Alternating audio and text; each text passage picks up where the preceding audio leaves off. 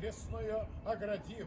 Имени Твоему созданному покров державен твердое ограждение от всякого злого обстояния, всегдашнее избавление, долголепие же и украшение. Окроплением воды сие священные освящается крестные знамения сие, и купол сей во имя Отца, и Сына, и Святого Духа. Аминь.